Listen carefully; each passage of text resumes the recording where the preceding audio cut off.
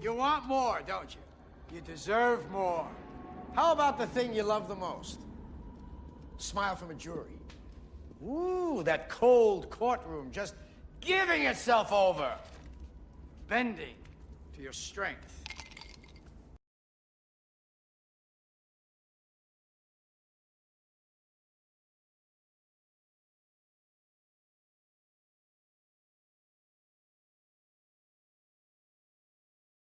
For a second, a while ago, you've done some criminal work. Can you tell me a little about that? What sort of... Oh, I didn't do much, but I taught criminal law, criminal procedures and courses. I did some,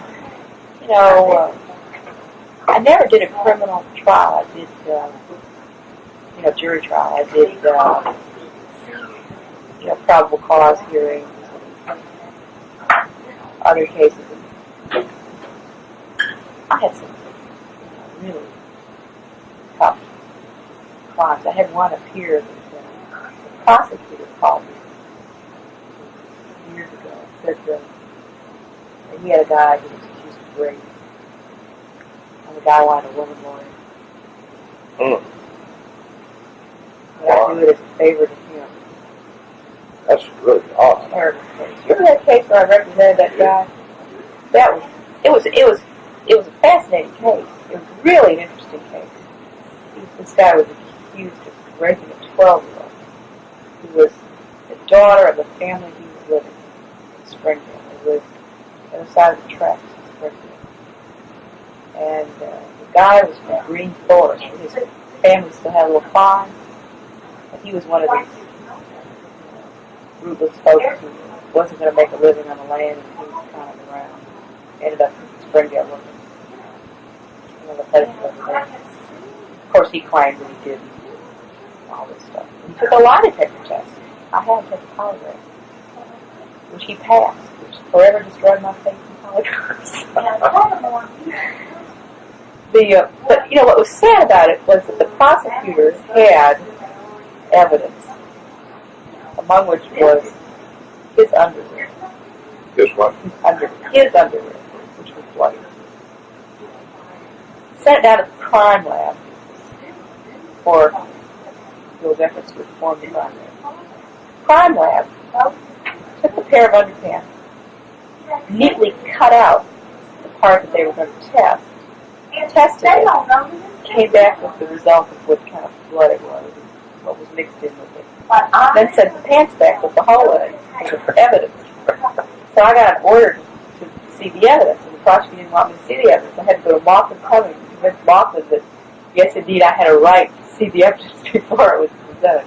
So they presented the underpants with a hole in it. I said, what kind of evidence is that? You've got a pair of underpants with a hole in it. Of course, the crime lab had thrown away the piece that they cut out. It was really, I plea bargained it down because they didn't have any, it turned out they didn't have any evidence. But I happened to be going to New York, and I took the underpants with me. I got a special court order.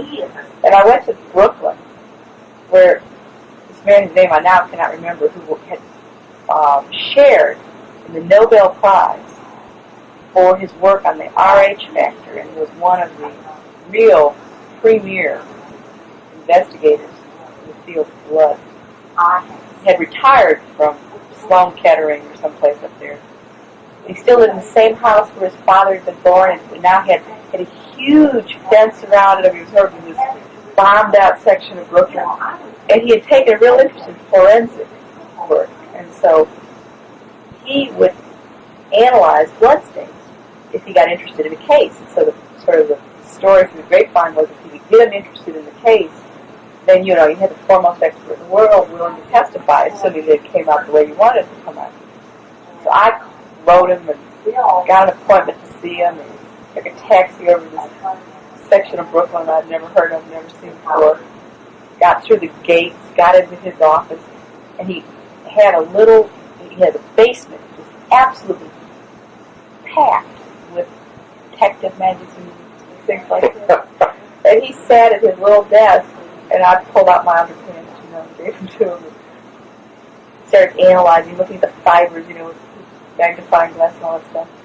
And you can't prove anything. You can't even, I can see a slight trace, but it wouldn't be enough to test. And all that.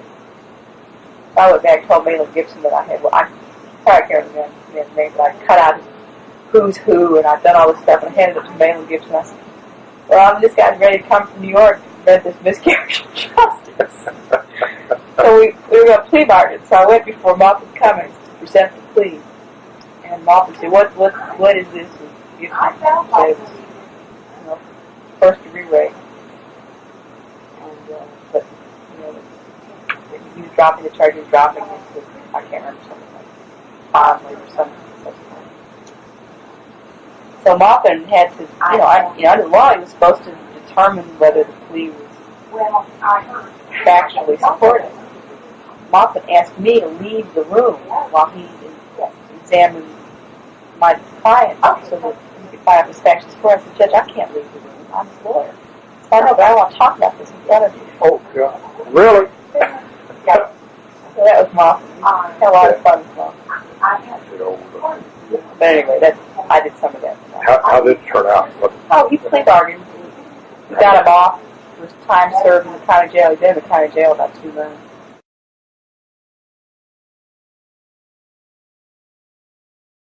These things did happen. Because if they didn't go along, you were going to tell everyone about this special party. They happened to me. So you made up a story.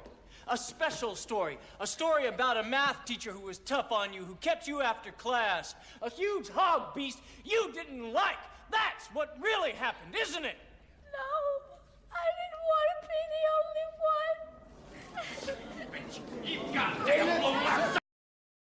one. Cut the shit, Dad. Why lawyers? Why the law? Because the law, my boy, puts us into everything. It's the ultimate backstage pass. It's the new priesthood, baby. Did you know there are more students in law school than there are lawyers walking the earth? We're coming out! Guns blazing! The two of you, all of us, acquittal after acquittal after acquittal, until the stench of it reaches so high and far into heaven, it chokes the whole fucking lot of them.